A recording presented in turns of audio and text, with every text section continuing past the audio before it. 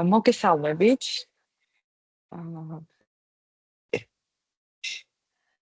მოგესალმებით, კოლეგებო. ბოდიში ტექნიკური ხარვეზი გვაქვს. პირველ რიგში ძალიან დიდი მადლობა, რომ შემოგვიერთდით და დაინტერესდით აღნიშნული თემით. მე გახლავართ ბაია კუბლაშვილი, საგანმანათლებლო დაწესებულების მანდატური სამსახურის ინკლუზიური და სპეციალური განათლების მხარდამჭერი ცენტრის ინკლუზიური განათლების მხარდამჭერი მომსახურებებისა და რესურსების განვითარების მენეჯერი. როგორც იცით და თვალს ადევნებთ ჩვენი სამსახურის სოციალურ ქსელს და დაგეგმილ აქტივობებს, გვაქვს ვებინარების ციკლი, რომლის ფარგლებში ვცდილობთ, რომ სხვადასხვა საკითხთან დაკავშირებით ჩავატაროთ საინფორმაციო შეხვედრები და ის მნიშვნელოვანი თემების შესახებ მსგავს ფორმატში მოგაწოდოთ ინფორმაცია, რაც პირველ რიგში გამოკითხვების შედეგადაც თქვენი ინტერესის სფეროთ დაფიქსირდა. რამდენიმე საინფორმაციო შეხვედრა ჩავატარეთ და ძალიან მაღალი აქტიურობა შეინიშნებოდა ჩვენი მონაწილეების მხრიდან თემით დაინტერესება და პოზიტიური უკავშირი და შესაბამისად ვაგრძელებთ ამ კუთხით აქტიურად მუშაობა. ისეთ მაგას საუბრეთ, როგორიც არის ტრანზიცია, ინდივიდუალური სასწავლო გეგმა, კომუნიკაცია მშობლებთან და სხვა. დღეს ასევე ძალიან მნიშვნელოვანი, საინტერესო და აქტუალური თემით განვაგრძობთ ჩვენი შეხვედრების სერიას. ეს არის ქცევის სირთულეების მქონე მოსწავლეთა მხარდაჭერა. მსგავსი ტიპის შეხვედრებით ვცდილობთ, რომ აი სულ ახლახანს დაიწყო სასწავლო პროცესი და მაქსიმალურად შევუწყოთ ხელი იმას, რომ სასწავლო პროცესი დაიგეგმოს და წარიმართოს ეფექტიანად და ჩვენი სკოლის წარმომადგენლები იყვნენ ინფორმირებულები ამ მნიშვნელოვანი თემების შესახებ. რამდენიმე ტექნიკურ საკითხს შევეხებით, ჩვენი მხრიდან ამ ეტაპზე თქვენი მიკროფონები გათიშულია, რადგან შეხვედრის მიმდინარეობის დროს ტექნიკური ხარვეზი არ შეიქმნას და არ შეფერხდეს პროცესი. თუ გექნებათ შეკითხვები, შეხვედრის მიმდინარეობის პარალელურად შეგიძლიათ გამოიყენოთ ჩატის ფუნქცია, მოგწეროთ კითხვები, ვეცდებით, რომ როგორც მიმდინარეობის, ასევე დასრულების პროცესში დროის ლიმიტის გათვალისწინებით გავაჟღეროთ და ჩვენი დღევანდელი მომხსენებელი გასცემს ამ შეკითხვებს სრულფასოვან პასუხს. თუ იქნება შეკითხვები, რომელიც არ ამოიწურება შეხვედრის ფარგლებში, აუცილებლად ასევე ჩატის საშუალებით წერილობით დაგიბრუნდებათ, მოკლედ თქვენი არც ერთი შეკითხვა არ დარჩება პასუხგაუცემელი. ეხლა კი უკვე მინდა წარვადგინო ჩვენი დღევანდელი მომხსენებელი, ჩვენივე სამსახურის თანამშრომელი, ინკლუზიური და სპეციალური განათლების მხარდამჭერი ცენტრის ფსიქოსაგანმანათლებლო შეფასებისა და კონსულტირების სპეციალისტი, სპეციალიზირებული საკონსულტაციო მიმართულება, მუშაობს ქცევის სირთულეების მქონე მოსწავლეების მხარდაჭერასთან დაკავშირებულ საკითხებზეც. ჩვენი ცენტრის ფარგლებში მარიკა ინტეგრირებულ კლასებს უწევს სუპერვიზიას, შესაბამისად ველზე მუშაობის პრაქტიკული გამოცდილებაც მას მსგავსი ტიპის საჭიროებებზე რეაგირების კუთხით აქვს საკმაოდ მაღალი და სიღრმისეული, ამიტომ ვიმედოვნებთ, რომ ძალიან ინფორმაციული და თქვენთვის მნიშვნელოვანი შეხვედრა იქნება დღეს. იმისათვის, რომ მოხსენება უფრო კაფიო იყოს, მარიკა ეცდება, რომ გააზიაროს ახლა პრეზენტაცია და უკვე დავიწყოთ ჩვენი დღევანდელი შეხვედრა. თუ შეიძლება, მარიკა დაგიდასტურებთ, რომ ყველაფერი რიგზია და დავიწყოთ შემდგომ უკვე. თქვენი ეკრანი ჩანს უკვე? შეგიძლიათ რომ დაიწყოთ.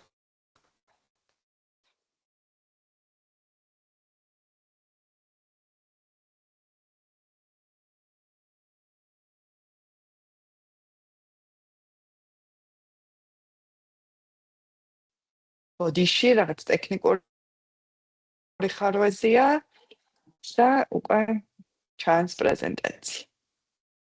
რომ სცადო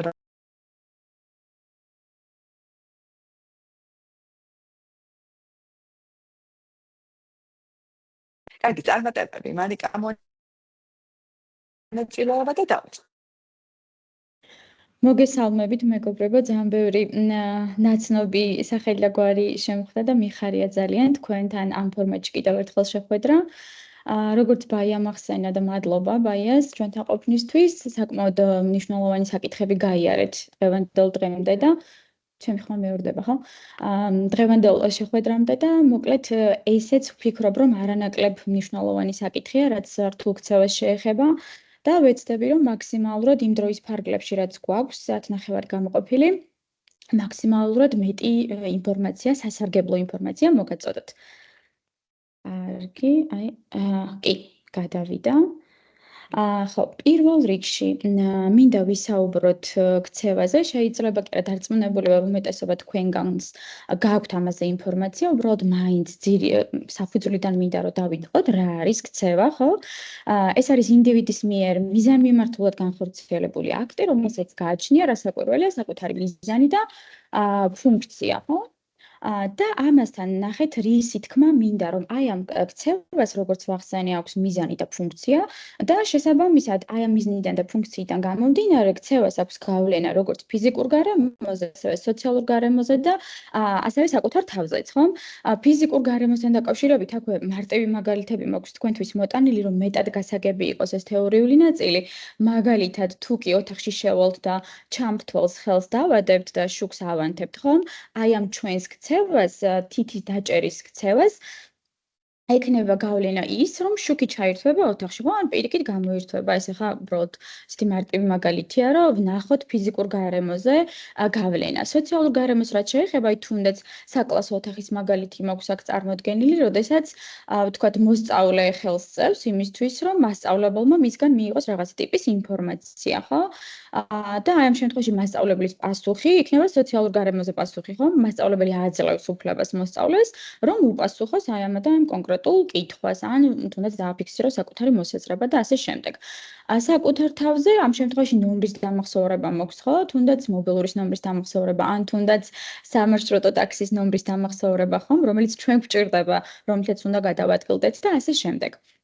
ასევე ძალიან ბევრჯერ მსმენია სკოლის სპეციალისტებისგან, რომ რაღაც ქცევა არის მხოლოდ ის, რასაც ჩვენ ვხედავთ. სინამდვილეში ქცევა შეიძლება იყოს ის, რასაც ჩვენ ვერ ვხედავთ. ანუ შეიძლება კი არა გვაქვს თვალსაჩინო ქცევა და გვაქვს ფარული ქცევა. ფარული ქცევის მაგალითად შეიძლება მოვიტანოთ აზროვნება, ხო? ფიქრი, როდესაც მე რაღაცაზე ვფიქრობ გონებაში, აი ესეც განიხილება როგორც ქცევა. უბრალოდ ჩვენი მუშაობის სპეციფიკიდან გამომდინარე, ძირითადად აი ამ ფარულ ქცევას არ ვაკვირდებით და თუ კი ხდება აი ამ ფარულ ქცევაზე დაკვირვებას აუცილებლად თვით დაკვირვებას საჭიროებს, იმიტომ რომ გარეშე ადამიანებისთვის ცოტა რთულია ხოლმე ამაზე დაკვირვება, თუმცა არის ეგ აპარატები და ასე შემდეგ, რომლითაც ამასაც ვაკეთებთ ხოლმე, თუმცა როგორც ვახსენეთ, ჩვენთვის თვალსაჩინო ქცევა არის ძალიან მნიშვნელოვანი, რისი დაკვირვებაც, რისი აღწერაც ჩვენ შეგვიძლია. და ასევე ძალიან მნიშვნელოვანი არის ქცევის ზუსტი აღწერა. ხო, ფორმულირება ქცევის როგორ შეიძლება რომ გავაკეთოთ და აი ბაიამაც ახსენა რომ უკვე რამდენიმე წლიანი გამოცდილება მაქვს სკოლებთან კომუნიკაციის და ძალიან ბევრჯერ არის შემთხვევები, როდესაც ჩემს სპეციალისტებს ვთხოვ ხოლმე, რომ აი თუ რაღაცა კონკრეტულად მოსწავლეს აქვს რთული ქცევა, მოდი იქნებ ჩავიწეროთ ეს ქცევის განმარტება და დავაკვირდეთ ABC-ზეც რასაკვირველია ოდნავ მოგვიანებით გესაუბრებით. თუმცა აი ამას როცა ვითხოვ ხოლმე რომ მოდი ქცევა აღწეროთ, ხშირ შემთხვევაში არასწორად არის ხოლმე აღწერილი ქცევა, ხო? აი მაგალითად აქ მოქვს მოყვანილი ნინო ბეჯითად მეცადინეობს, ხო? ეს არც ერთ ვარიანტში არ გამოგვადგება როგორც ქცევის ფორმულირება, რამდენადაც ეს არის ძალიან შეფასებითი, მოკლედ ბეჯითი სიტყვა არის თვითონ შეფასებითი და ჩვენ აქ რამდენი ადამიანის ვესწრებით ახლა ამ შეხვედრას, ყველა ადამიანმა შეიძლება აი ამ ტერმინის ბეჯითის ქვეშ საკუთარი ინტერპრეტაციები მოიაზროს, ხო? შესაბამისად, ანუ შეგვიძლია დავასკვნოთ, რომ როდესაც გვინდა ქცევა აღწეროთ, ანუ ისე უნდა აღწეროთ, რომ ის არ იძლეოდეს ბევრი ინტერპრეტაციის გაკეთების საშუალებას, ხო? აი მეორე მაგალითი ნახეთ, ნინო კითხულობს გვერდებს სახელმძღვანელოდან, აღნიშნავს წინადადებებს ტექსტში და პასუხობს შეკითხვებს წერილობით. აი ეს უკვე არის ზუსტი ფორმულირება, რაც ჩვენ გვჭირდება. შეიძლება ეხა ბევრს გაგიჩნდეთ ეს შეკითხვა, რომ ნუ რა საჭიროა ეხა აი ამ ხელა ტექსტების წერა. მაგრამ დამერწმუნეთ, რომ საჭიროა, იმიტომ რომ ჩვენი შეხვედრის განმავლობაში ასევე ვისაუბრებთ ქცევის ფუნქციაზე და თუნდაც აი ასეთი აღწერა ქცევისა ჩვენ დაგვეხმარება მე საბოლოო ჯამში ქცევის ფუნქციის განსაზღვრაში. ამიტომაც მოკლედ ამაზე ყველა თავიდან რომ შეგვიძლია შევთანხმდეთ, რომ აუცილებელია ქცევის ზუსტი ფორმულირების ჩაწერა, ხო? და არავითარ შემთხვევაში შეფასებითი სიტყვები არ უნდა გამოვიყენოთ. და ნუ მოკლედ კიდე ცალკე სლაიდად გამოვიტანე, მაინც ვიცი რომ ეს პრეზენტაცია მე თქვენ დაგრჩებათ და იქნებ გამოგადგეთ სამომავლო საქმიანობაში, რომ აუცილებლად უნდა იყოს მკაფიო, მარტივი და ზუსტი, არ უნდა იყოს შეფასებითი, ბუნდოვანი და იარლიყური, რაც უკვე ესე ვთქვათ, რასაც უკვე ვისაუბრეთ, ხო? აი აქვე მაქვს პატარა რამდენიმე მაგალითი ჩამოთვლილი, რაც მეგონა რომ ინტერაქციის შესაძლებლობა იქნებოდა დღეს და ბევრი მაგალითი მქონდა кейსი წარმოდგენილი, მაგრამ ნუ როგორც მითხრე სამწუხაროდ არ გვაქვს ამის შესაძლებლობა ფორმატიდან და დროის სიმცირიდან გამომდინარე, ამიტომაც მე თვითონ დავსვამ შეკითხვებს და მე ვუპასუხებ, ხო? ესე იგი, არის თუ არა ქცევა უზრდელობა? ხო, რასაკვირველია არ არის უზრდელობა ქცევა, იმიტომ რომ ეს არის შეფასებითი სიტყვა და ამ უზრდელობაში კონკრეტულად რას აკეთებს, თქვათ, ცუდი სიტყვებით მიმართავს უფროს ადამიანებს, უხამსი სიტყვებით შეიძლება ვიღაცას აფურთხებს, ან ძირს წვება, ან მოკლედ ნებისმიერი ქცევა, ხო, დეტალურად უნდა იქნას აღწერილი.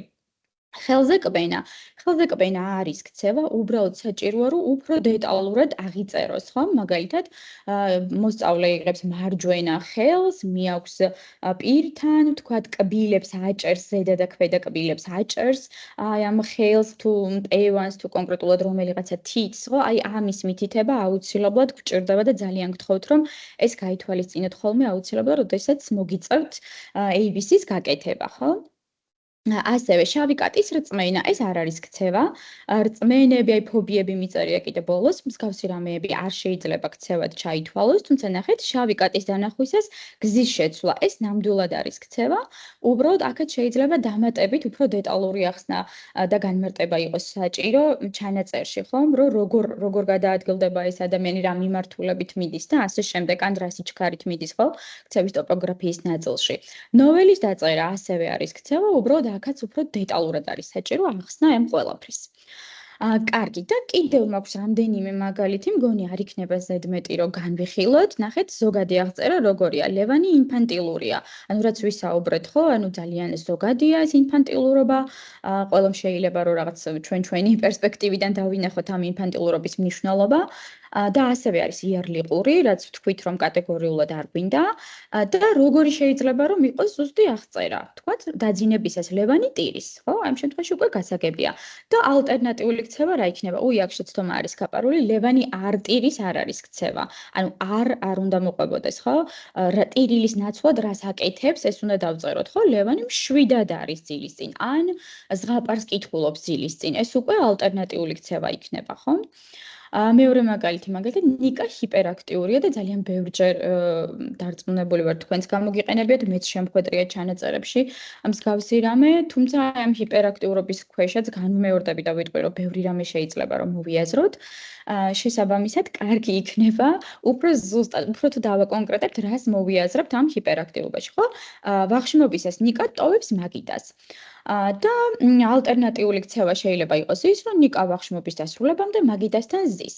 თუმცა ნახეთ, აქ რას მინდა რომ ხაზი გავუსვა. მაგიდის დატოვება ეს რთულ ქცევად შეიძლება სულაც არ იქნას მოაზრებული, ხო? გააჩნია სიტუაცია. ეხლა თუ პირობითად ვახშმობისას ნიკა 15ჯერ დატოვებს მაგიდას, ეს ნამდვილად პრობლემა იქნება. თუმცა თუ ერთხელ ადგება ვახშმობისას, ამას და თან ზრდილობიანი ფორმით ბოდიშის მოხდით გააკეთებს ამას, ეს არ იქნება პრობლემა, ხო? ამიტომ დროს, ადგილს, სიტუაციასაც აქვს ძალიან დიდი მნიშვნელობა იმისთვის, ესა თუ ის ქცევა შეგვიძლია თუ არა ჩავთვალოთ რთულ ქცევად და ამაზე კიდე მოგვიანებითაც გავუსვამ ხაზს და გესაუბრებით, თუმცა აქაც მაინც მინდოდა რომ ხაზი გამესვა ამისთვის. ხო, ქეთი ზარმაცია, ხო? ესეც ძალიან ზოგადი აღწერაა. არა, მადლობა. ხო, ქეთი ზარმაცია, ხო? ესეც ზოგადი აღწერა. ქეთის დახმარების გარეშე ჩაცმისთვის 1.5 საათი სჭირდება, ხო? კი ბატონო, ეხლა ალტერნატიული ქცევა რა იქნება? ქეთი 1 საათში დამოუკიდებლად იცმოს. ეს იქნება ჩვენი მიზანი, ხო? რასაც გვინდა რომ მე მივახციოთ.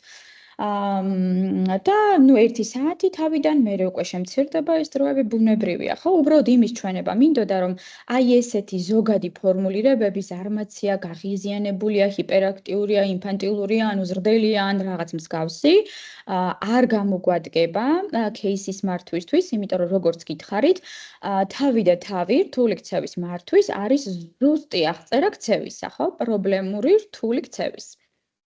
და მე მგონი შედარებით გასაგები გახდება ეხა როგორ შეიძლება რომ ეს აღწეროთ, ესე ვთქვათ, ხო? კი ბატონო, ეხა გადავიდეთ რთული ქცევის იდენტიფიცირებაზე, ხო? როგორ შეიძლება მივხვდეთ, რომ ესა თუ ის ქცევა არის რთული და ხელისშემშლელი მოსწავლისთვის, ხო? პირველ რიგში აუცილებლად მსგავსი ქცევა, რთული ქცევა და არასასურველი ქცევა მოსწავლეს სოციალურ ურთიერთობებში შეუშლის ხელს. ასევე შეიძლება იყოს სახიფათო და საზიანო, ან თავად ამ მოსწავლისთვის, ან მის გარშემო მყოფი სხვა ადამიანებისთვის. ხელისშემშლელია მოსწავლის სწავლა-განათლებისთვის, რა საკვირველია და ის ხორციელდება შეუფერებელ ადგილას და დროს. აი ამ კომპონენტების მიხედვით შეგვიძლია დავასკვნათ აი ამ პუნქტების გავლით, ესე ვთქვათ, დავასკვნათ არის თუ არა ესა თუ ის ქცევა პრობლემური, ხო? კი ბატონო. და ეხლა მინდა მოკლედ გესაუბროთ ასევე რთული ქცევის სახეებზე, რამდენი რთული ქცევა არსებობს, ხო? პირველი ეს არის აგრესიული ქცევა, როდესაც მოსწავლე შეიძლება ფიზიკურ ან ვერბალურ აგრესიას მიმართავდეს მოსწავლეების მიმართ, მასწავლებლების მიმართ და ასე შემდეგ, ხო, სხვა ადამიანების მიმართ, ასევე შეიძლება იყოს თვითდამაზიანებელი ქცევა, რომელიც ორიენტირებულია საკუთარი სხეულის დაზიანებაზე, ხო, როდესაც მოსწავლეები იზიანებენ საკუთარ სხეულს. ნივთების დამაზიანებელი ქცევაც დარწმუნებული ვარ, რომ ბევრჯერ შეგხვედრიათ, როდესაც ან ტანისამოს, ან მერხებს, ან წიგნებს, ხო, ან მეგობრების ნივთებს აზიანებენ ხოლმე ბავშვები.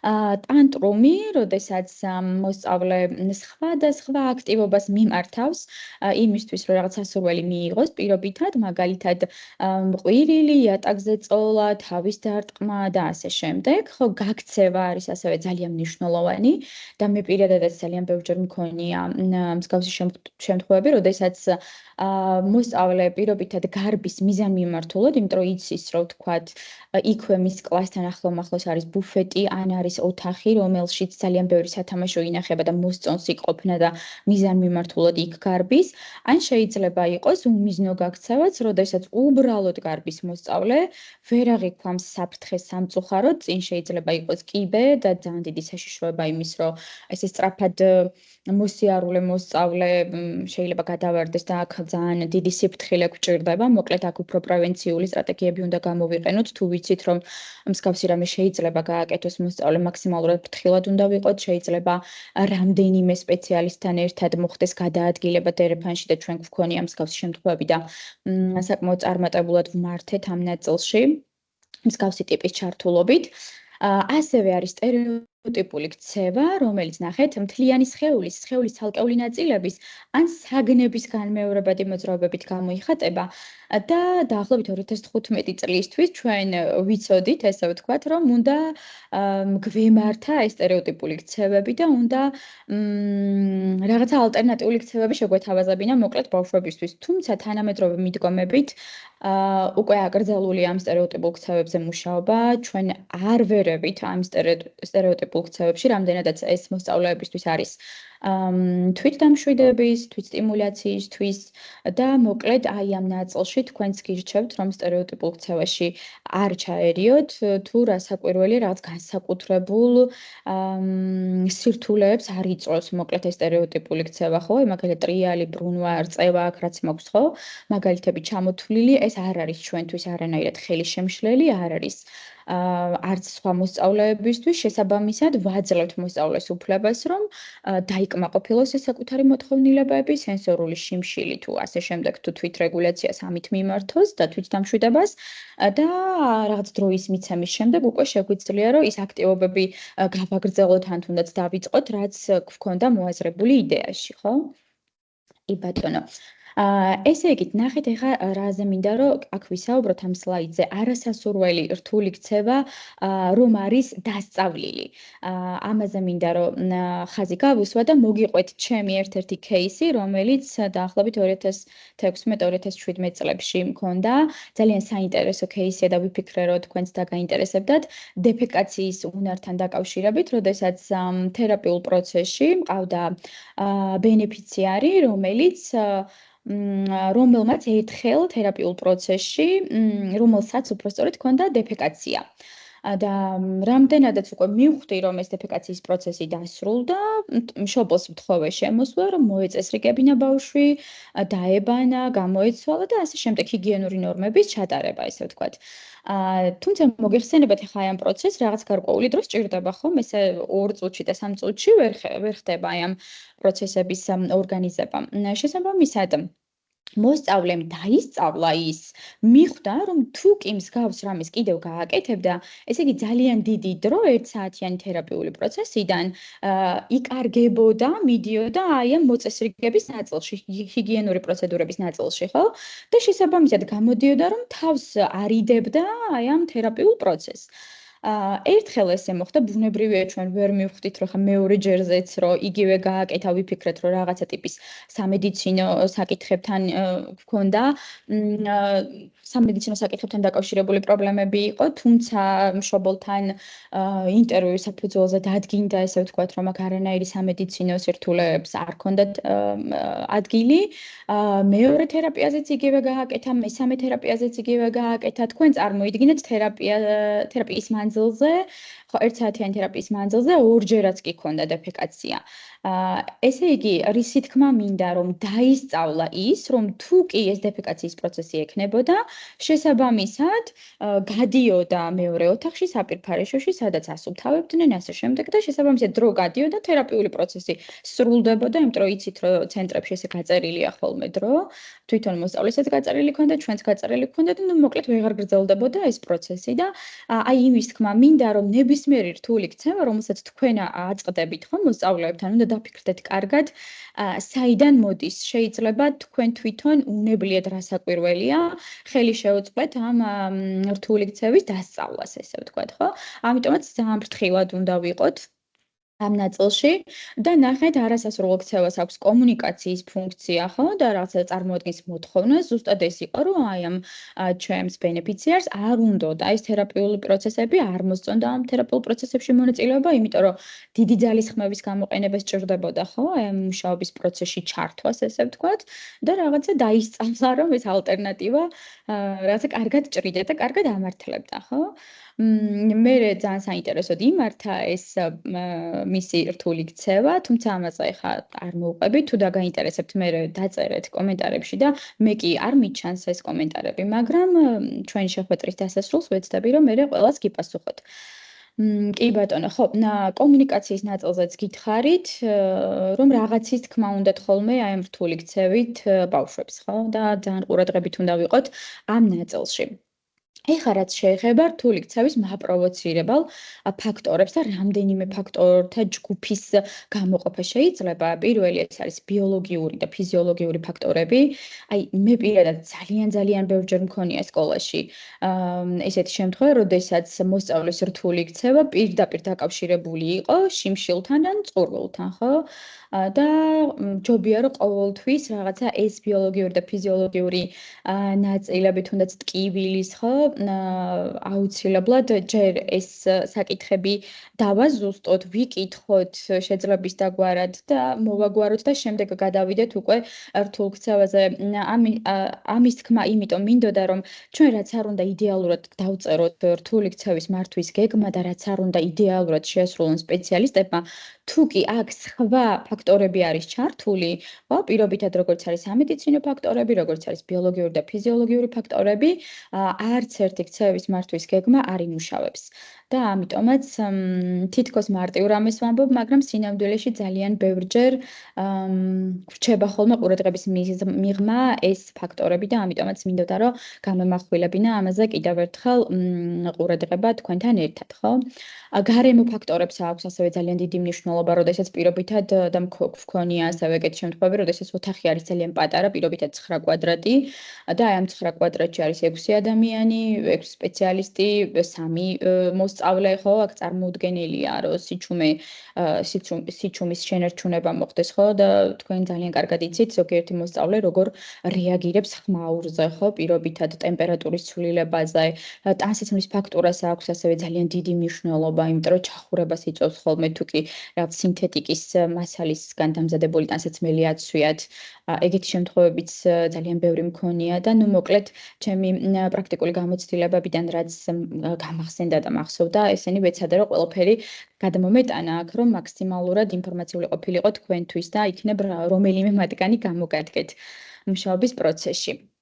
ასევე ძალიან მნიშვნელოვანია ფსიქოსოციალური ფაქტორები. ნახეთ კომუნიკაციის ნაკლებობა. რთულ ქცევას იწვევს ის ფაქტი, როდესაც მოსწავლე ვერ გველაპარაკება, ხო, თქვენ თვითონაც დარწმუნებული ვარ, ბევრი შემთხვევა გქონიათ ესეთი, როდესაც მოსწავლე ვერ გვაგებინებს რა უნდა და მე ისევ დასწავლაზე მივდივართ, რომ რთული ქცევა არის დასწავლილი, რომ თუ მე ვიტირებ ან თუ მე დავწვევი, ესე იგი ესენი მიხვდებიან, რომ მე რაღაც მჭირდება, რომ რაღაც არ მაქვს, რაღაც მაკლია, ხო? და აი ამ ნაწილში მოკლედ ძალიან მნიშვნელოვანია ეს კომუნიკაციის ნაკლებობა და უნდა აუცილებლად ვეცადოთ ცენტრებში ყოველთვის პირველ პლანზე მოგვაქვს ხოლმე ეს და მე ვცდილობ რომ ჩემს სკოლებშიც ესე იყოს რომ აუცილებლად რაღაც ალტერნატიული მეთოდები ვასწავლოთ კომუნიკაციის ხო თუნდაც პექსი რომ რაღაცა ბარათებით მაინც გვითხრან ხო რა უნდათ რა სჭირდებათ და რითი შეგვიძლია მათი დახმარება ასევე ძალიან ბევრია როდესაც მოსწავლემ არ იცის სოციალური წესები ხო სად როგორ უნდა მოიქცეს საკლასო ოთახში პირობითად როგორ უნდა მოიქცეს ან დერეფანში როგორ უნდა მოიქცეს იმიტომ რომ არ აქვს თქვა დიდი გამოცდილება ხო აი ამ გარემოში ყოფნის გულისხმობ უფრო დაწყებითი კლასის მოსწავლეებს ხო აი ამ შემთხვევაშიც აუცილებელია ამ წესების მათთვის სწავლება და იცით თქვენ რომ განსაკუთრებული საჭიროების მქონე მოსწავლეები და განსაკუთრებით აუტიზმის მიმართულებით ძალიან კარგად სწავლობენ ვიზუალური ბარათების დახმარებით და ამიტომაც მე სულ ვთხოვ ხოლმე ჩემს სპეციალისტებს და თქვენც გთხოვთ რომ მაქსიმალურად ნებისმიერი წესი იქნება თუ დღის განრიგი თუ ასე შემდეგ დასურათებული იყოს რასაკვირველია ვერბალის თანხლებით თუმცა აუცილებლად ფოტოებით რომ მათ კარგად გაიგონ და გაიაზრონ რას ვთავაზობთ რა მოელით და ასე შემდეგ ხო კი ბატონო, ასევე არის მნიშვნელოვანი მოსწავლის ემოციური მდგომარეობა, ხო, რამდენად გაბრაზებულია, რამდენად შეშინებულია, რამდენად იმედგაცრუებულია, ასევე ბავშვის ოჯახთან დაკავშირებული ფაქტორები არის ძალიან მნიშვნელოვანი, ხო, რამდენად კონფლიქტია ხშირად ოჯახში, აღზრდის სტილზე, რამდენად არის ოჯახი შეთანხმებული, იმიტომ რომ ძალიან ბევრია ხოლმე, როდესაც ბევრი кейსი ვიცი ესეთი, როდესაც ოჯახის 2 ან 3 წევრი ძალიან განსხვავებული მეთოდით უდგება, ხო, ერთ ბავშვს ერთ მოსწავლეს აქ მოსწავლეც ირევა ხო ბავშვიც ირევა ვეღარ ხვდება სად როგორ უნდა მოიქცეს და რომელია მისაღები და რომელი მიუღებელი და ასევე მნიშვნელოვანი ფაქტორი არის სოციოკულტურული ფაქტორები რამდენადაც კულტურებს შორის განსხვავების ნაწილში ხო შეიძლება რაღაცა კონკრეტული ქცევა ჩვენს კულტურაში მისაღები იყოს თუმცა მეორე კულტურისთვის ეს იყოს მიუღებელი ხო ამ ნაწილში ძალიან დიდი სიფრთხილე გვმართებს და ეხლა გადავალ ქცევის ფუნქციაზე დარწმუნებული ვარ რომ ეს ტერმინი ძალიან ბევრჯერ გაგიგიათ იმისთვის რომ ქცევის ფუნქცია განსაზღვროთ აი ჩვენ რაც აქამდე გამოვიარეთ ეს ყველაფერი უნდა დეტალურად დავაკვირდეთ ქცევას აუცილებლად უნდა აღწეროთ ზუსტად რაზეც პირველ სლაიდებზე მქონდა საუბარი უნდა დავაკვირდეთ რამდენიმე დღის მანძილზე ეს ABC ჩანაწერები უნდა გავაკეთოთ და აი ამის შემდეგ გაანალიზების შემდეგ ამ ჩანაწერების შეგვიძლია დავასკვნათ ხო რა ფუნქცია აქვს მოსწავლის ქცევას უფრო მარტივად რომ გითხრათ მარტივიანით იმიტომ რომ ვიცი რომ ყველა ზოგიერთი თქვენგანი არის საგნის მასწავლებელი რამდენადაც ბაიამ მითხრა ხო და რომ არ დაგაბნიოთ ამ ტერმინით, ანუ რა მიზნით, რა მიზეზით ახორციელებს ესა თუ ის მოსწავლე ამა თუ იმ ქცევას, ხო? შეიძლება ერთ-ერთი 4 მიზეზია ხოლმე, 4 ფუნქცია გვაქვს ხოლმე ძირითადად ქცევის. პირველი ეს არის ყურადღების მიქცევა, როდესაც უნდათ მოსწავლეებს და ამას ძალიან ხშირად მიუღებელი ფორმით აკეთებენ ხოლმე. ნივთებზე ან ობიექტებზე წვდომის მიზნით, ამასაც რასაკვირველია უმეტესწილად მიუღებელი ფორმით აკეთებენ ხო? არასასრული ქცევით გამოხატავენ ამ ყველაფერს. ვინმეზე ან რამეზე თავის არიდების მიზნით და სენსორული სტიმულაციის მიზნით, ხო? ეს არის ძირითადი 4 ფუნქცია, რატომაც მოსწავლეები მიმართავენ რთულ ქცევას. როგორც უკვე გითხარით, ესე იგი ეს აღწერის ნაწილი არის ძალიან მნიშვნელოვანი. მე ამ ყველაფრის დაჯამება ამ ინფორმაციის, თუ კი თქვენ ყავთ სუპერვაიზორი სკოლაში, ჯობია რომ მასთან ერთად გაიაროთ ეს ყველაფერი, ან უფრო გამოცდილ სპეციალისტთან, ვინც არის სკოლაში, იმიტომ რომ ცოტა მეტი გამოცდილება სჭირდება ხოლმე ქცევის ფუნქციის ამოღებას და მას შემდეგ რაც ჩვენ ზუსტად დავადგენთ ქცევის ფუნქციას, ამის შემდეგ უკვე შეგვიძლია დავგეგმოთ ინტერვენცია, ხო? და ამასთან მინდა ხაზი გავუსვა იმასაც, რომ ერთ ქცევას შეიძლება რამდენიმე მიზეზიც ჰქონდეს. 2 ან 3 შეიძლება რომ ჰქონდეს, ხო? ამიტომაც ძალიან ფრთხილად უნდა ვიყოთ ამ ნაწილში. თუ კი ქცევის ფუნქციის განსაზღვრა მოხდება არასწორად, კიდევ ერთხელ გამიმეორდები, რომ რაც არ უნდა კარგი ინტერვენციის გეგმა იყოს და რაც არ უნდა სწორად შესრულდეს სპეციალისტების მიერ, შედეგი მაინც არ იქნება, იმიტომ რომ აცდენა იქნება მიზეზში, ხო? რა მიზეზის გამო აკეთებს და მიზეზის მკურნალობის ნაწილში, მკურნალობა ბრჭყალებში რასაკვირველია, ხო? კი ბატონო, ხო, ეხა უკვე ABC მოდელსაც შემოგთავაზებს, დარწმუნებული ვარ, რომ ბევრმა თქვენგანმა იცის ამის შესახებ, უბრალოდ მინდა რომ კიდევ ერთხელ მოგიყვეთ ამის შესახებ. ესე იგი, წინაპირობა, ქცევა და შედეგი, მოდი პირდაპირ ცხრილს გაჩვენებთ. ხო, აი ესეთი ფორმა აქვს, აი ამ ჩვენს ცხრილს, ABC ცხრილს, სადაც წინაპირობა არის ის, რაც ქცევას უსწრებს წინ. აი ძალიან მარტივი მაგალითი რო განვიხილოთ, თუ კი ქცევა იქნება ის, რომ ვთქვათ, პირობითად გიორგი დაწვა იატაკზე, ხო? წინაპირობა აი ამ ქცევის შეიძლება იყოს ის, რომ ვთქვათ, მასწავლებელმა გიორგის მისცა ინსტრუქცია, ხო? რამ გამოიწვია ქცევა? უფრო მარტივად რომ გითხრათ, ეს არის წინაპირობა, ხო? და შედეგი არის ის, თუ აი ამ ქცევას, მოსწავლის ქცევას, ამ შემთხვევაში გიორგის ქცევას, რა შედეგი მოყვა, ხო? შეიძლება თქვა მასწავლებელი მივიდა და წამოაყენა გიორგი და აი ამ შემთხვევაში ჩავწერთ, რომ აი მასწავლებელი მივიდა, ხელი მოკიდა, მარჯვენა ხელი მოკიდა გიორგის მარჯვენა ხელზე და დეტალურად როგორც უკვე აღვნიშნეთ, ხო, დეტალურად უნდა აღწეროთ ეს ყველაფერი და შედეგი იქნება ეს. ეს ახლა მე ძალიან მარტივი მაგალითი მოგიყვანეთ, რეალურად სკოლაში ესეთი მარტივი მაგალითები არ გვაქვს ხოლმე, ძალიან ჭირს ხოლმე წინაპირობების იდენტიფიცირება და ჩვენ სკოლაში რაც გვქონია შემთხვევები ერთ მოსწავლესთან დაკავშირებით ძალიან რამდენიმე სპეციალისტ ქონდა მოკლედ დავალებული, ესე ვთქვათ, რომ ეს წინაპირობა ქცევის შედეგი ჩაეწერა, ABC მოდელი ეწარმოებინა ცხრილი, 2 სპეციალისტს, ხო, და მოკლედ ერთობლივი ძალებით მე საბოლოო ჯამში კარგ შედეგებამდე გავედით. თუმცა, როგორც გითხარით, ძალიან ფრთხილად არის საჭირო ამის შევსებაც, ხო? ეხლა მე პარალელურად თვალს ვადევნებ შემოსულ შეკითხვებს და მე გამოვხდი. თვითონ მიკროფონი ეთინსის. და პარალელურად ვეცდები რომ გავაჟღერო ის შეკითხვები, რომლებიც შემოდის, თანამშინაარსობრივ შეკითხვაზე გადავალ, რამდენიმე ტექნიკური ხასიათის შეკითხვაა შემოსული და ამას მე თვითონ ვუპასუხებ ჩანაწერებთან დაკავშირებით. ხდება კოლეგებო, რა წინა შეხვედრის და იგივე ჩანაწერის წარმოება მიმდინარეობს, თუ აიტვირთება ისეთ პლატფორმაზე, რომელზეც ხელმეორედ ნახვის შესაძლებლობა იქნება, აუცილებლად ჩვენი სოციალური ქსელის საშუალებით ამასთან დაკავშირებით ინფორმაციას შეგატყობინებთ. თუმცა, ვინც შეხვედრას ესწრებით, უშუალოდ მათ შეხვედრის დასრულების შემდეგ Teams-ის ჩატში რამდენიმე წუთის გასვლის შემდეგ ჩანაწერი გამოგიჩნდებათ და შეგიძლიათ რომ მეორედ ნახოთ. ასევე ერთი შეკითხვაა შემოსული. პირველ კლასში არის მოსწავლე, რომელიც ავლენს რთულ ქცევას და ვერ ჩერდება გაკვეთილზე და გვეუბნებია, რომ გამოგზავნილია შეფასებაზე, მაგრამ ჯერ არ მიუღიათ პასუხი და დიდი დროა გასული. მე ძალიან გთხოვთ, დაგვირეკეთ სამსახურის ცხელხაზზე, რეკავთ ჩვეულებრივ სამინისტროს ცხელხაზზე და შემდეგ 3005 არის ჩვენი შიდა ნომერი და მივადევნებთ წერილის მსვლელობას თვალს, იმიტომ რომ შემოსული მომართვაზე პასუხი ჩვენი სამსახურის მხრიდან ამ დროის მანძილზე, ანუ იმ პერიოდში, რასაც თქვენ აღნიშნავს, კითხვის ავტორს მივმართავ ქალბატონი ლიანა, არ ყონდება და ამიტომ დაგვირეკეთ სამსახურის ცხელხაზზე, გადავამოწმებთ და დაგაკვალიანებთ ზუსტად ამ საკითხთან დაკავშირებით. ერთი ესეთი შეკითხვა, მარიკა უშუალოდ შინაარსთან დაკავშირებით, აინტერესებს ჩვენს მონაწილეს ასისტენტი თუ აწარმოებს ABC მოდელის ჩანაწერებს, ასე ვთქვათ, და თუ არის ჩართული ამ პროცესში. ნახეთ, ძალიან კარგი იქნება, რომ ასისტენტს ჰქონდეს ამის კომპეტენცია, თუმცა აი რაც მე აქამდე ვისაუბრე, ძალიან დეტალურად არის.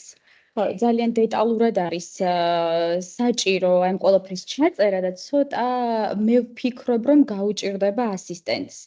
თუ კი ძალიან გამოცდილია პირობითად ცენტრში მუშაობის გამოცდილება აქვს, ან რამდენიმე წლიანი გამოცდილება აქვს სკოლაში ყოფნის, შეიძლება რომ მივანდოთ, თუმცა აქ მაინც დასჭირდება აუცილებლად სუპერვიზია.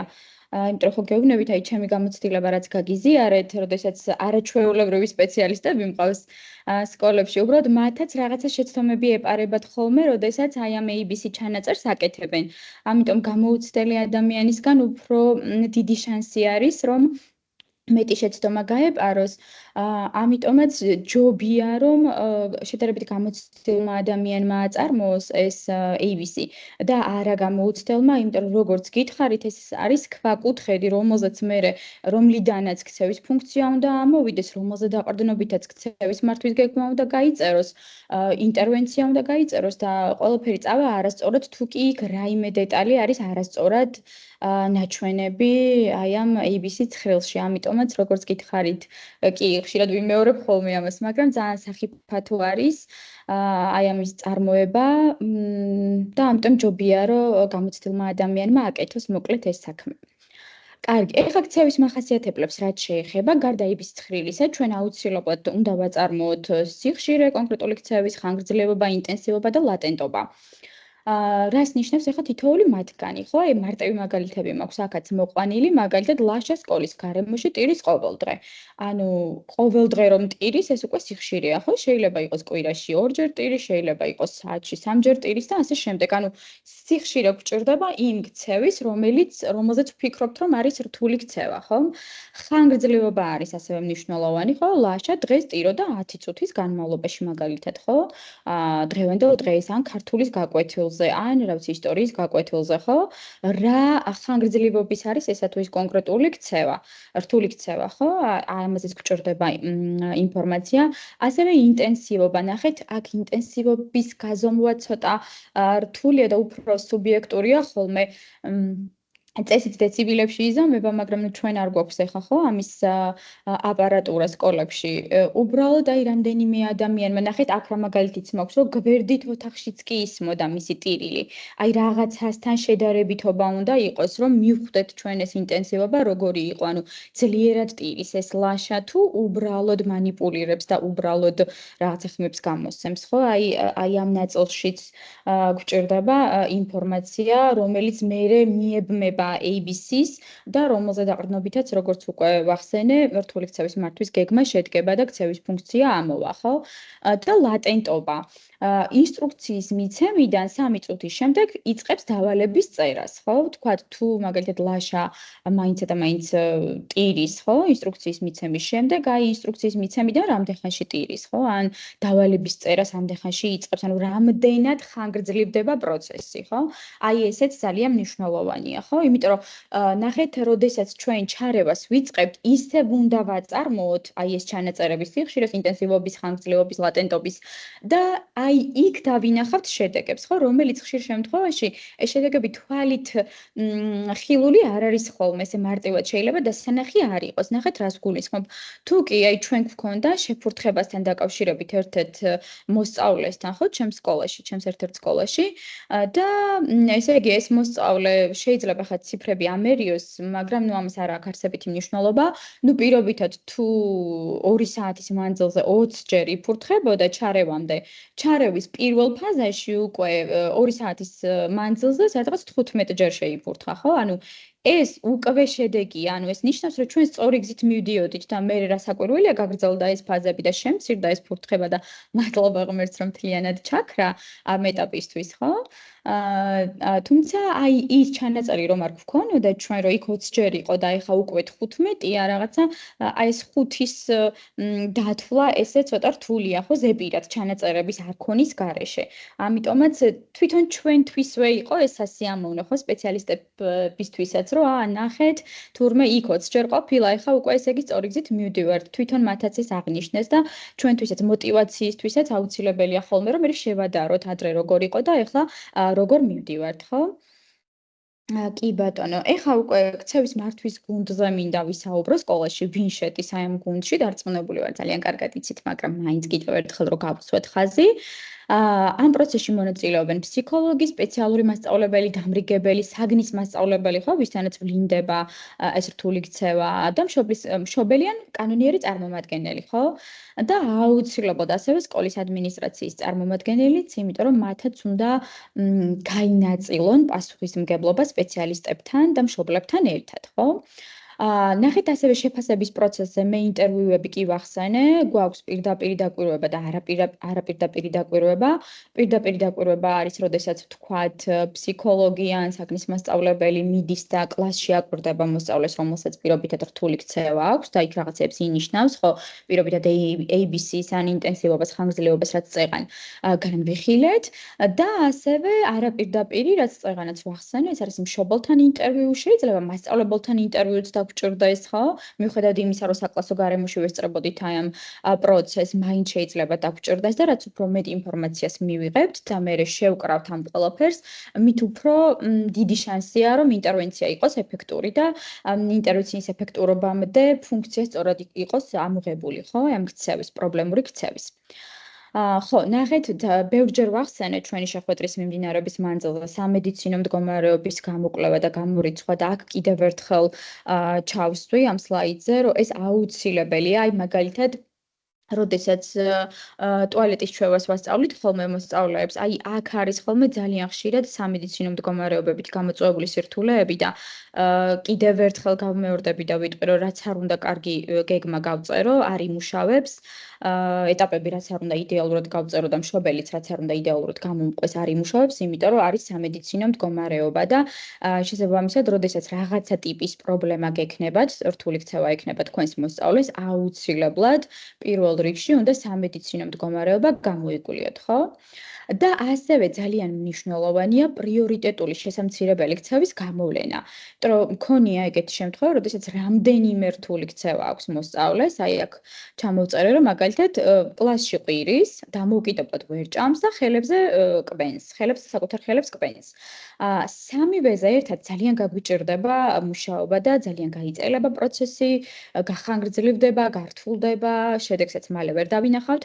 ამიტომაც მნიშვნელოვანია, რომ რიგითობის მიხედვით გავანაწილოთ, ხო, პრიორიტეტი რომელი არის, ხო? ის რომ კლასში ყვირის რასაკვირველია რთული ქცევა, დამოუკიდებლად რომ ვერ ჭამს, ესეც აუცილებელია დამოუკიდებელი ფუნქციონირებისთვის, ხო? მაგრამ აი აქედან ყველაზე მნიშვნელოვანი არის ხელზე კბენა, ხო, რომელიც თვით დამაზიანებელი ქცევაა.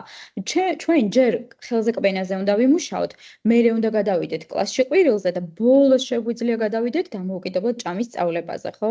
ანუ პრიორიტეტები უნდა განსაზღვროთ. რასაკვირველია ამას მშობლებთან ვათანხმებთ, დამოუკიდებლად არაფერს არ ვაკეთებთ, რასაკვირველია.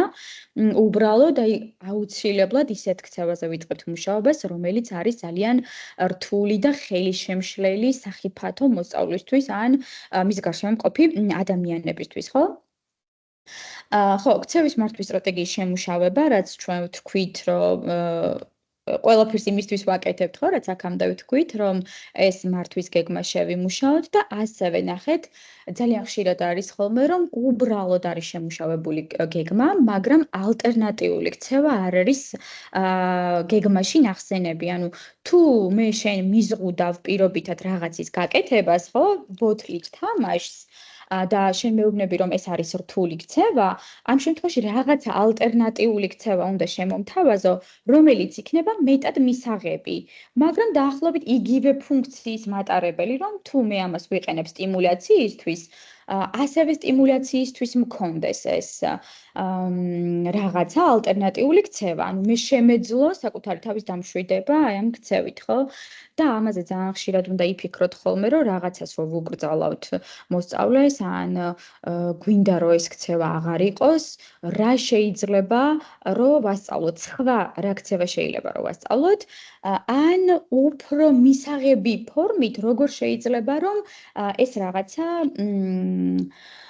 თამარ, თქვენ აიწიეთ ხელი, თუმცა მე სამწუხაროდ არ შემიძლია ეხლა რომ მოგცეთ უფლებას საუბრის. ჩატში შეგიძლიათ მხოლოდ მოწერა, როგორც ბაიამ გითხრა და თუ მე ეხლა როგორც გითხარით, ვერ ვხედავ ამ ჩატს. თუმცა როცა დასრულდება შეხვედრა, თუ ისეთ შეკითხვები იქნება, რაც ჩემთან იქნება დაკავშირებული, აუცილებლად ვეცდები, რომ ჩატშივე გიპასუხოთ. ხო, რას ვამბობდი, რომ ალტერნატიულ ქცევაზე აუცილებლად უნდა ვიფიქროთ და რაღაცა ჩამნაცვლებელი ქცევები უნდა მოვიაზროთ და შევთავაზოთ მოსწავლეებს, ხო? აი მაგალითად ბრაზზე მქონდა აქ დაწერილი მაგალითი, რომ თუ თქვათ პირობითად მოსწავლე ბრაზის დროს საკუთარ ხელს კბენს, მხოლოდ იმის აკრძალვა, რომ არ შეიძლება ხელზე კბენა, რასაკვირველია არ გაამართლებს, ხო? რაც ალტერნატივა უნდა შევთავაზოთ, პირობითად ტუბზე კბენა, პირობითად რაც ბურთზე კბენა, ხო? მრგვალი ბურთები რომ არის, თუმცა აქაც საჭიროა სიფრთხილის გამოჩენა, იმიტომ რომ არის ხოლმე ზოგიერთი ბურთი, რომელშიც შიგნით არის წყალი, სითხე, ხო? ან ისეთი ბურთი, რომელშიც კიდევ შიგნით პატარა ბურთები ყრია. ანუ ის, რასაც მოსწავლეს შევთავაზებთ ალტერნატიულ ქცევად, უნდა იყოს უსაფრთხო. ანუ არ უნდა იყოს იმის რისკი, რომ თქვათ უკბენს რაღაცას და მე შეიძლება იქიდან ან წყალი გადამოვიდეს, ან ბურთები გადამოვიდეს, გადაეყლაპოს და ასე შემდეგ, ხო? ამაზეც უნდა ძალიან ბევრი იფიქროთ, ხო? თითქოს მარტივ რაღაცებს ყვები, მაგრამ მუშაობის პროცესში ეს შეიძლება კი არა და ბევრჯერ გაპარულა მსგავსი დეტალები და ამიტომაც მინდოდა რომ ხაზი გამესვა ამ ყველაფრისთვის. ხო. ეხლა ნახეთ უკვე ქცევის შემცირების პროცედურებზე რო გადავიდეთ, დიფერენციალური განმტკიცება, ხო? რას ნიშნავს ეხლა ეს დიფერენციალური განმტკიცება? პრინციპში ამას ნაწილობრივ უკვე შევეხე, როდესაც კონკრეტული ქცევითი კლასის განმტკიცებას ვაკეთებთ და სხვა ქცევითი რეაქციების ჩაქრობას ვაკეთებთ, ხო? მაგალითად, თუ მოსწავლე კლასში დადის გაკვეთილის მანძილზე, აი ამის იგნორირებას ვაკეთებთ და არ ვაძლევთ ამაზე არც შენიშვნას და არც არაფერს, ხო? იმიტომ რომ ნახეთ, უარყოფითი ყურადღებაც არის ხშირად ყურადღება, ხო, ნეგატიური ყურადღება. ანუ მე რო ვუთხარი, გიორგი, რატომ დადიხარ და თუ 15 ჯერ გაიარა გიორგიმ და სულ ყურადღება მივაქცია, ესე იგი მან ყურადღება მაინც მიიღო. ანუ ქცევის ერთ-ერთი ფუნქცია, რაც არის ყურადღების მიღება, მაინც მიიღო და მისთვის არ აქვს არსებითი მნიშვნელობა ეს ნეგატიური ფორმით იქნება თუ პოზიტიური ფორმით, ხო? ამიტომაც აი ამ სიარულის ქცევის დაიგნორება შეიძლება და როდესაც გიორგი პირობითად ზის მაგიდასთან მშვიდად, აი ამ დროს მივდივართ და ვაქებთ, ხო? სოციალურ განმტკიცებას ვიყენებთ, რომ აი რა კარგია, რომ მაგიდასთან ესე მშვიდად ზიხარ, როგორ მომწონს, რომ ესე ლამაზად ზიხარ. და ხშირ შემთხვევაში ნახეთ, განმტკიცებლებზე მე კიდე ცალკე ვისაუბრებ, მაგრამ ხშირ შემთხვევაში არ არის ხოლმე საკმარისი მხოლოდ სოციალური განმტკიცება, ხო? გვჭირდება, თქვათ, მატერიალური განმტკიცება, განმტკიცებელი, გვჭირდება კვებითი განმტკიცებელი, აქ გააჩნია მოსწავლის ინტერესებს, ხო? ამისთვის უნდა ვიყოთ მზად აუცილებლად, რომ რა ინტერესებს იმ მოსწავლეს, რომელიც ჩემს გაკვეთილზე შემოდის და თუ კი ქცევა აირევა, მე რა ბერკეტი მაქვს იმისთვის, რომ მისი ქცევა ვმართო.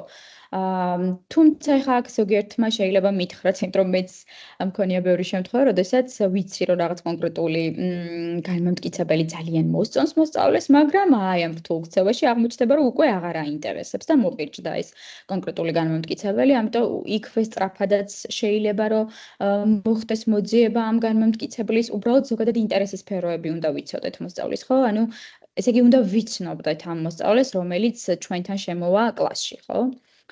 კი ბატონო. კარგი, ესეც მიმოვიხილეთ.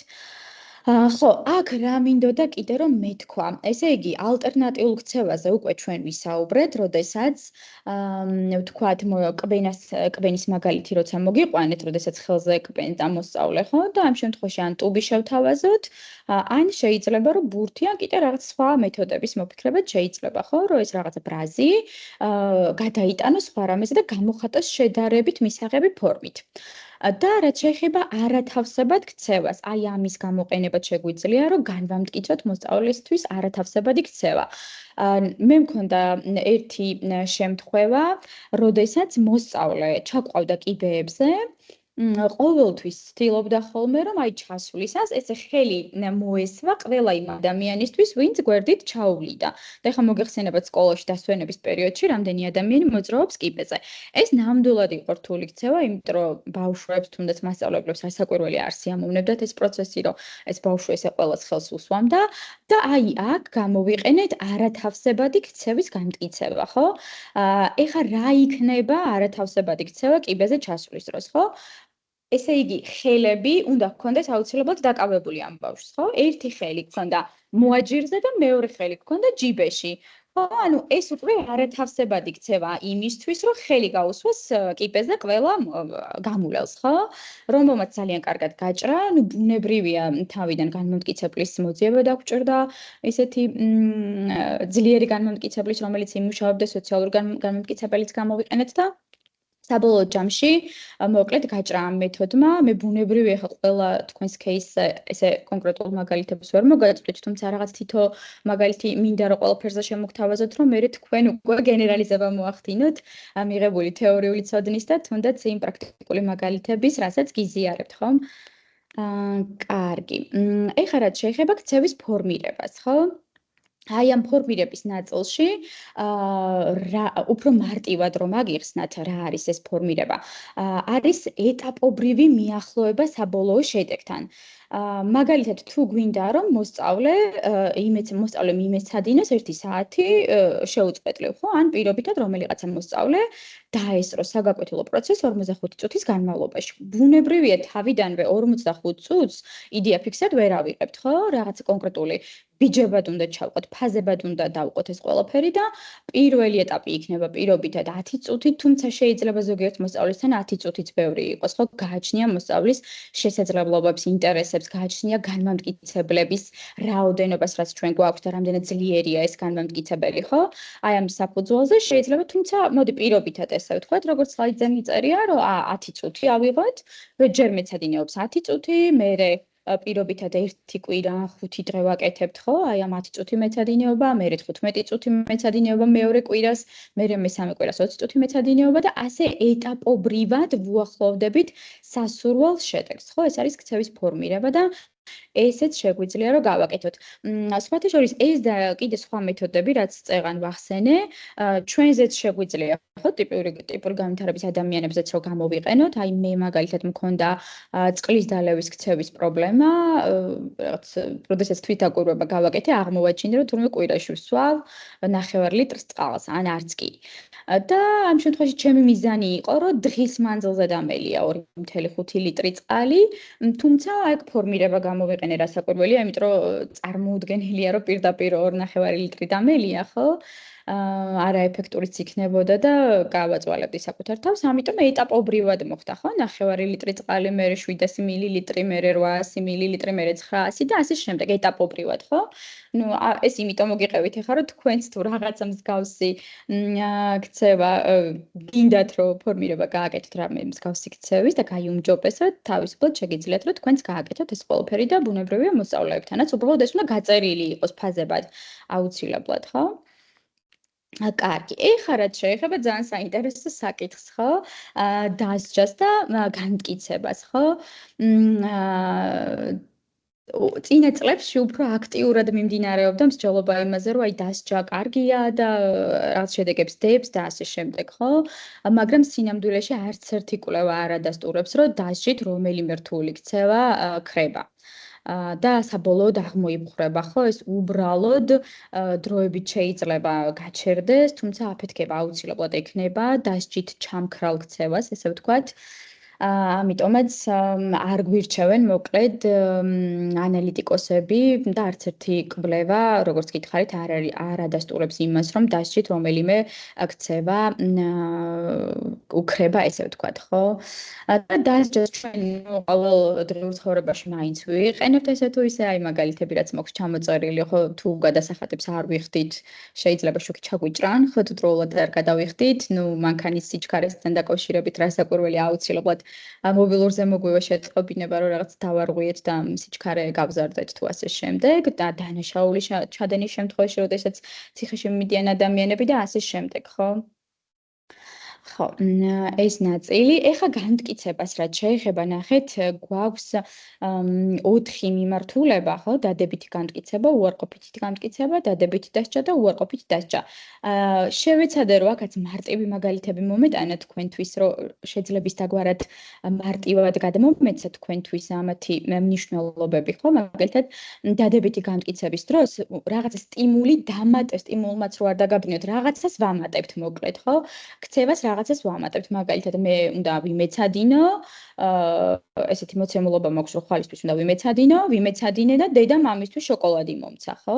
ეს არის დადებითი განმტკიცება. ხა ამის გენერალიზება ჩვენ სკოლაში შეგვიძლია, ხო? რომ თუ თქვათ, რა ქვია, მოსწავლეს უნდა დაწეროს რაღაცა პირობითად, მაგალითები უნდა გამოწეროს, მერე ის ამას გააკეთებს, ჩვენ შეგვიძლია ან სოციალური განმტკიცება მივცეთ, ან რაღაცა ტიპის განმტკიცებელი კვებითი აქვს თუ მატერიალური თუ ასე შემდეგ, ეს მივაწოდოთ, ხო და ეს გამოვა დადებითი განმტკიცება, რომელიც საუკეთესოა, ხო? უარყოფითი განმტკიცების შემთხვევაში, ანუ რაღაცას ხსნით, ხო? მაგალითად, თავი გვტკივა, დავლიათ ტკივილგამაყუჩებელი და თავი აღარ გვტკივა, ხო? ეს არის უარყოფითი განმტკიცება. თუმცა დადებითი შედეგი მოყვება ამ უარყოფით განმტკიცებას, ეს უარყოფითმა არ გაფიქრებინოთ, რომ ცუდია, ხო? და დადებითი დასჯა. აქაც სტიმულს ვაწოდებთ, ხო, რაღაცას ვამატებთ. უბრალოდ ამას ვთქვათ, კარგი შედეგი არა აქვს, იმიტომ რომ უკვე დასჯა შემოდის, ხო? მაგალითად, ხელი არ მტკივა, შევეხეთ ხელტაფას და უკვე ხელი მტკივა, ხო? და უარყოფითი დასჯა, აქაც სტიმული უნდა მოიხსნას, პირობითად ჯარიმა, რეაქციის საფასური ან ტაიმაუტი, ესენი რას ნიშნავს ახლა, ხო? როდესაც ჟეტონებზე ცოტა ბოლოსკენ მაქვს სლაიდები და იქაც გესაუბრებით, მაგრამ როდესაც მოსწავლეს აქვს პირობითად 5 ჟეტონი დაგროვებული და რაღაცა რთული ქცევის გამო, აი ამ 5 ჟეტონს ჩვენ ვართმევთ, ან 5-დან პირობითად 3-ს ვართმევთ, ხო? აი მსგავსი რამე მოიაზრება უარყოფით დასჯაში. ხო? მოკლედ ჩვენ მთავარია რომ დადებითი განმტკიცება და უარყოფითი განმტკიცება გამოვიყენოთ კარგად და ეფექტურად. კარგი. ეხლა ასევე ძალიან მნიშვნელოვანი საკითხი განმტკიცებლის მოტივაციურ ღირებულებას რაც შეეხება. ნახეთ, განმტკიცებელი ინდივიდის ინტერესების და ქცევის ფუნქციის საფუძველზე უნდა იყოს აუცილებლად შერჩეული. იმიტომ რომ თუ მოსწავლეს რთული ქცევა აქვს და გვინდა რომ მისი ქცევა ვმართოთ, აუცილებლად ამისთვის დაგჭირდება ძლიერი განმტკიცებელი. თუ მაგალითად მე შევთავაზებ მოსწავლეს საწერკალამს, ხო, როგორც განმტკიცებელი, ბუნებრივია ის არ იმუშავებს, ხო, იმიტომ რომ ის არ იქნება მისი ინტერესის სფეროში, ან ბლოკნოტს თუ შევთავაზებ, არც ის არ იქნება მისი ინტერესის სფეროში, ხო? თუმცა შეიძლება ვიღაცის ინტერესის სფეროში იყოს, ხო, გააჩნია ბავშვის სურვილებს, ასე ვთქვათ, რომ ვთქვათ დახიოს ეს და ეს დახევა იყოს მისთვის განმტკიცებელი. აი ამიტომ ამბობ, რომ ძალიან მნიშვნელოვანია, თუ კი გვინდა რომ ქცევა სწორად ვმართოთ, და რთულ ქცევაში არ გადავიდეს, ან უკვე თუ გადასულია, იქაც გვჭირდება აუცილებლად განმტკიცებლის სწორად შერჩევა. ანუ ისეთი რაღაცა, რაც ბავშვს ძალიან მოსწონს. და ასევე რაც ძალიან მნიშვნელოვანია და ჩემს გოგოებს ამას ხშირად ვეუბნები ხოლმე, რომ ის რაც მოსწონს, მოსწავლეს ძალიან ფრთხილად უნდა მოვეპყრათ იმ ნივთს. იმიტომ რომ ძალიან დიდი დროით არ შეიძლება აი ამ განმტკიცებლის დატოვება მოსწავლისთვის, რამდენადაც მოყირჭებას გამოიწვევს, ანუ მარტივად როგითად მობეზრებას გამოიწვევს, ანუ ბოლომდე შეისწავლა ეს ნივთი და უკვე აღარ აინტერესებს, ხო? დაახლოებით 2 წუთით უნდა ჰქონდეს მოსწავლეს ეს განმტკიცება განმამტკიცებელი, იმიტომ რომ მთელი დღის მანძილზე ნუ მქონია ეგეთი შემთხვევებიც, როდესაც მოსწავლეს განმამტკიცებელი აქვს, რა ვიცი, ლამის 20 წუთით, ბუნებრივია, რომ ის მერე მუშაობის მერე აღარ მოინდომებს რაღაცის გაკეთებას, იმისთვის, რომ ისევის მიიღოს, რაც წეღან ქონდა 20 წუთის განმავლობაში არაფრის კეთებისთვის, ხო? ამიტომაც ეს არის თქვენი კოზირი, ესე ვთქვათ და ეს კოზირი ჭკვიანურად უნდა გამოვიყენოთ აუცილებლად. ნახეთ, აქ მაქვს მიწერია უპირატესი სტიმულების შეფასება. ეს არის იგივე განმამტკიცებლების იერარქიის გაკეთება, სამწუხაროდ ამას ამ ჩვენი შეხვედრის ფარგლებში ვერ გასწავლით, თუმცა ძალიან მნიშვნელოვანია ეგეც, რომ გქონდეს რამდენიმე განმამტკიცებელი რიგითობის მიხედვით დალაგებული, შეფასება უნდა გაკეთდეს, რომელი არის უფრო ღირებული, რომელი არის უფრო პირველ პლანზე მოსწავლისთვის, მეორე პლანზე, მესამე პლანზე და ასე შემდეგ, ხო, რომ რაღაც რთული სიტუაციების შემთხვევაში მაქსიმალურად შევძლოთ გადათამაშება, ხო? ვთქვათ, ეს რაღაცა მობეზრდა პირველი განმამტკიცებელი, ვიცი, რომ კიდევ ორი სხვა ძლიერი განმამტკიცებელი მაქვს და უნდა ჩავანაცვლო ესენი, რომ ქცევა ვმართო. ნახეთ, აი ძალიან ხშირად ყოფილა შემთხვევა, როდესაც მოსწავლე არის ძირს გაწოლილი და ჩვენ ადრე ვეჯაჭკურებოდით ხოლმე მოსწავლეებს, ხო, გვინდოდა მათი აწევა ფიზიკური ძალის დახმარებით, 2-3 ადამიანი ვწევდით ხოლმე მოსწავლეებს და ეს იყო არასწორი. აქ ჩვენ გვჭირდება განმამტკიცებლით манипулირება, ისევ და ისევ ძლიერი განმამტკიცებელი, ეფექტური განმამტკიცებელი, რომელსაც შევთავაზებთ მოსწავლეს და ვეუბნებით, რომ აი თუ კი შენ ადგები, შემიძლია რომ ეს ათამაშო თუ რა ვიცი, რაც მისთვის ასურველია, მოგცე, ერთად ვითამაშოთ, ან რა ვიცი, რაღაცა აქტივობა ერთად განვახორციელოთ, ხო? და თუ კი ეს არის ძლიერი, ის აუცილებლად წამოდგება. თუ კი არ არის ძლიერი, ესე იგი სხვა განმამტკიცებლის მოძიება მოგვიწევს ამ შემთხვევაში. ხო, ეხლა გენერალიზაციას რაც შეეხება, დასწავლილი ქცევის გადატანას გულისხმობს, როგორც იცით, სხვადასხვა გარემოში და სხვადასხვა პირებთან და ეს არის ძალიან მნიშვნელოვანი ის, რასაც თქვენ რესურს ოთახებში თუ ინტეგრირებულ კლასებში ასწავლით, ხო? მნიშვნელოვანია, რომ ის რაც რესურს ოთახში ისწავლა და ინტეგრირებულში ისწავლა, ეს ცოდნა გამოავლინოს ასაკობრივ კლასშიც და ასევე გამოავლინოს ქუჩაში, გამოავლინოს, რა ვიცი, სკვერში, გამოავლინოს სახლში, ხო? აი ამაზე უნდა ვიფიქროთ აუცილებლად და ამისთვის ვაკეთებთ ხოლმე იმას, რომ ვთქვათ, ძალიან ბევრნაირ ბარათებს ვამზადებთ ხოლმე, ხო? სკვერების პირობითად, რომ აი სკვერში რო საქანელა არის ჩამოკიდებული, აქ ყველგან ხო განსხვავებული საქანელებია და განსხვავებული შეიძლება მისასვლელი ქონდეს, ჩასაჯდომი შეიძლება ქონდეს განსხვავებული და თუ ჩვენ მაინც და მაინც ერთი კონკრეტული ტიპის საქანელაზე ვასწავლით, ჩაჯდომას, ქანაობას და ასე შემდეგ, შეიძლება აი ეს ცოდნა, რაც ჩვენ მივეცით, ვერ გააკეთოს ამის გენერალიზება, ვერ მიხვდეს იმ სხვა საქანელაში, როგორ უნდა ჩაჯდეს. ამიტომაც სწავლების პროცესში მაქსიმალურად უნდა ვცადოთ, რომ რამდენიმე ვარიანტი გქონდეს ამის გაკეთებული. რაღაც საქანელაზე ახლა გამახსენდა кейსი, როდესაც ვასწავლით მოსწავლეს, შენ რა გქვია? და შენ რა გქვია ისწავლა, იცოდა ზუსტად პასუხი, ნებისმიერ ადამიანთან შეეძლო ამის გენერალიზება, თუმცა შენი სახელი მითხარი უკვე არ შეეძლო, ანუ ვერ ხვდებოდა ეს რას ნიშნავდა. ამიტომაც ნახეთ გენერალიზაცია თვითონ მუშაობის პროცესშივე იწყება ამაზე ზრუნვა, რომ მე როდესაც ვმუშაობ მოსწავლესთან, სხვადასხვა ფორმულირებებით უნდა კითხოთ ხოლმე, თუნდაც ეს, ხო, აი შენ რა გქვია? მითხარი შენი სახელი, გახსოვს შენი სახელი? შეგიძლია მითხრა შენი სახელი და აი ესეთი განსხვავებული ფორმულირებებით, რომ მე რაღაცა დასწავლილი და დაზეპირებული არ გამოვიდეს ეს და მე საბოლოო ჯამში გენერალიზების პრობლემა არ შეგვექმნას, ხო, იმიტომ რომ ყველა ადამიანი მაინცსა და მაინც შენ რა გქვიას არ კითხავს, ხო? ჩვენ ხო განსხვავებულად ვეკითხებით ხოლმე და კითხვებს განსხვავებულად ვსვამთ და ამიტომაც შეძლების დაგვარად მუშაობის პროცესშივე თუ ამას ჩართავთ, ძალიან კარგი იქნება და წინ წაგდებული საქმე იქნება, ესე ვთქვათ, ხო? ხო, ეხლა რაც შეეხება შენარჩუნების სტრატეგიებს, ხო? როდესაც რაღაცა კონკრეტულ უნარამდე მივედით, რთული ქცევა პირობითად ჩავაცხრეთ, ან რაღაცა ახალი ქცევა ვასწავლეთ, ხო? განმტკიცების გრაფიკის თანმიმდევრობით გამოხშირვა არის აუცილებელი, ხო? თუ მაგალითად ჩვენ თავიდან ყველა სწორ პასუხს ვამტკიცებდით და ან სოციალურ განმტკიცებას ვიყენებდით, ან პირობითად რაღაცა ტიპის განმამტკიცებას პირობითად ემენდებს ვაძლევდით, ხო? ყველა ჯერზე. ეხლა უკვე გადავალთ იმაზე, რომ თქვათ ყოველ 2 პასუხში მივცემთ განმამტკიცებელს, ყოველ 3 პასუხში მივცემთ, ყოველ 5 პასუხში მივცემთ და ასე შემდეგ, ხო? ეს რასაკვირველია, გუნდში უნდა მოხდეს ამაზე შეთანხმება, თუ სუპერვიზორი ყავთ, სუპერვიზორთან უნდა გაიაროთ ეს დეტალი აუცილებლად. ანუ ჩვენ არ გვინდა, ამის რატო ვაკეთებთ, ხო?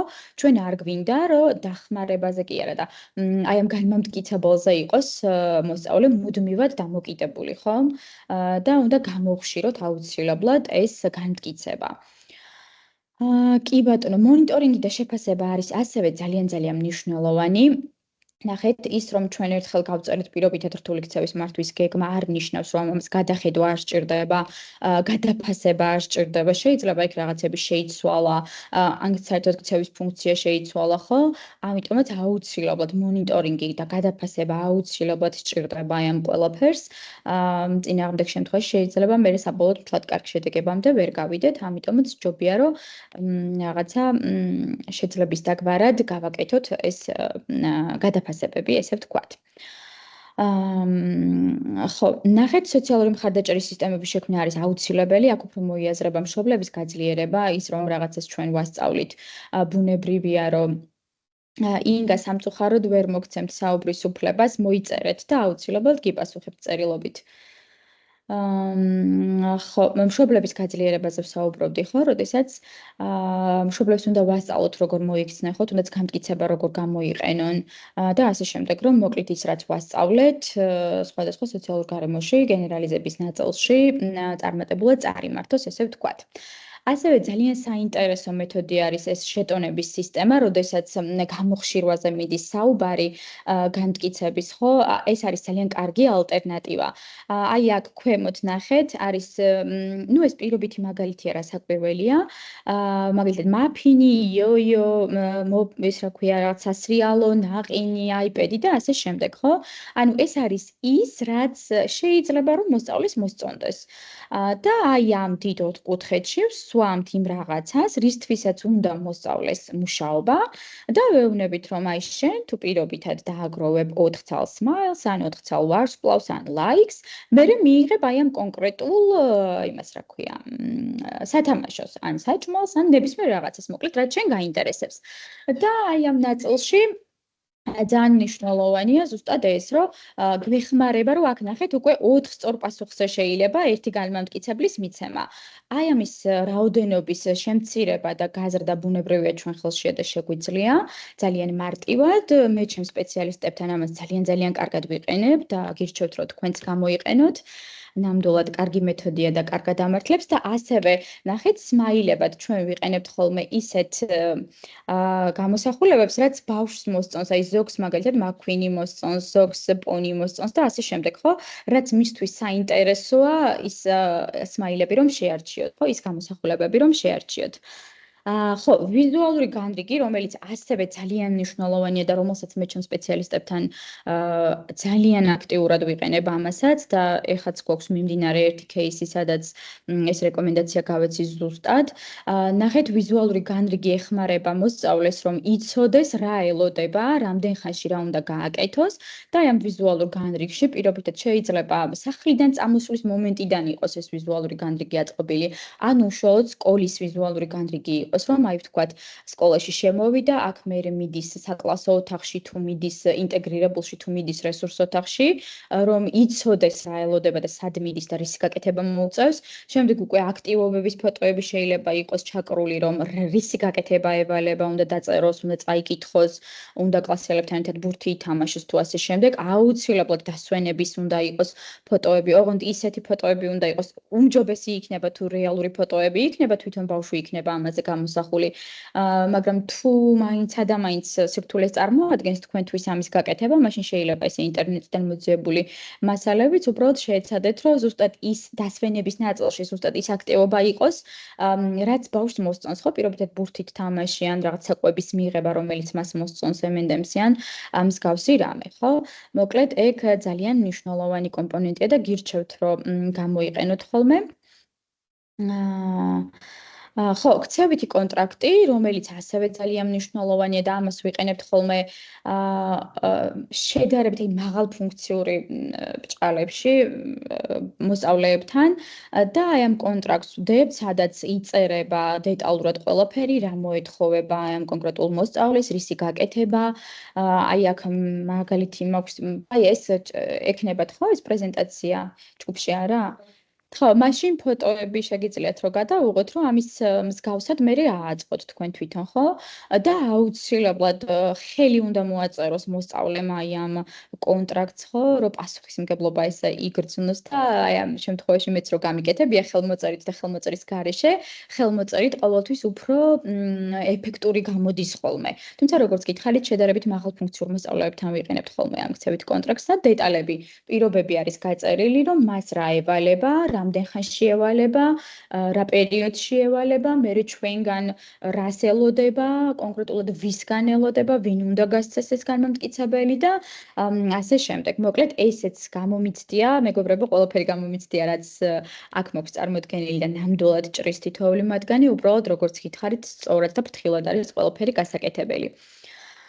სხვა პრევენციულ სტრატეგიებს რაც შეეხება ამაზე დარწმუნებული ვარ, გაქვთ ინფორმაცია, ეს არის წესების შედგენა მოსწავლეებისთვის. უბრალოდ ნახეთ, არა მოსწავლეებისთვის, არამედ მოსწავლეებთან ერთად, ხო? თვითონ მოსწავლეებმა უნდა შეადგინონ ეს წესები, თქვენი მენტორობით, ხო? თუ მასწავლებლები ხართ და აუცილებლად უნდა იყოს პოზიტიური კომუნიკაციით, მაგალითად, შენ ამას ჩვენ არ ხმაურობთ გაკვეთილზე, არა. ჩვენ გაკვეთილზე ვართ მშვიდად, ან ვზივართ ლამაზად, ან რაღაც მსგავსი, ხო? პოზიტიური ფორმულირებით იყოს და არა აკრძალვებით, ხო? და აი აქ მაქვს ამის ესეთი ერთი მაგალითი, ნახეთ, არ გაიქცეს ნაცვლად, შეგვიძლია ვუთხრათ, მოდი ერთად ვიაროთ. არ გადმოხტეს ნაცვლად, შეგვიძლია ვუთხრათ, გთხოვ დაკვირვებით, ჩამოდი. და ეს შემდეგ, ხო, ძალიან კარგი მაგალითებია, რომლის გენერალიზებაც თქვენ შეიძლება მერე მოახდინოთ. ბაია, ადამიანებმა ხელი ასწიეს და რამე შეკითხვები ხომ არ არის, რომ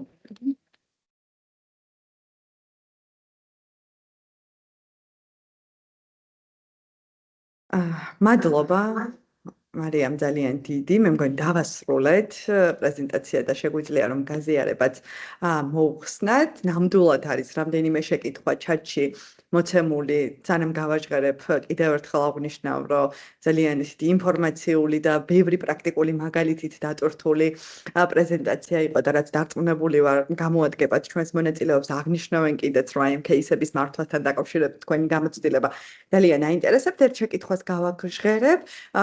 ასეთი კითხვა მაქვს, მოსწავლე 4-5 გაკვეთილს ესწრება ასისტირებით, თუმცა 2 გაკვეთილის შემდეგ ეწყება ქცევებს. რთულ ქცევაზეა საუბარი და კლასში არის უფუნქციოდ. მშობელი ითხოვს, რომ აუცილებლად 5 გაკვეთილს უნდა დაესწროს. გაკეთებული აქცევის დეტალური აღწერა, რომელიც ადასტურებს, რომ 2 გაკვეთილის შემდეგ ფუნქციური მოსწავლე აღარ არის და აი რა შეგვიძლია ვურჩიოთ ამ кейსთან დაკავშირებით.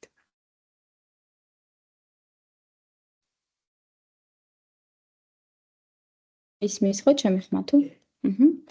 ხო, ძალიან საინტერესო кейსია, იმიტომ რომ მეც მაქვს ხოლმე მსგავსი ბევრი кейსი.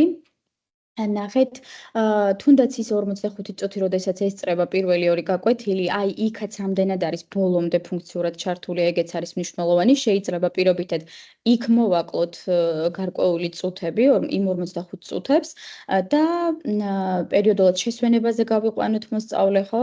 მისთვის საინტერესო აქტივობები გავაკეთებინოთ, ან თუნდაც უბრალოდ დავასვენოთ, თუ გაქვთ რაიმე სენსორული ოთახი, სადაც შეიძლება რომ რაღაც უბრალოდ სიამოვნება მიიღოს დამატებითი ინსტრუქციები გარეშე, აი ეს იქნებოდა ძალიან კარგი მისი ძალების აღდგენისთვის და მე ისევ შებრუნება აი ამ საგაკვეთილო პროცესში.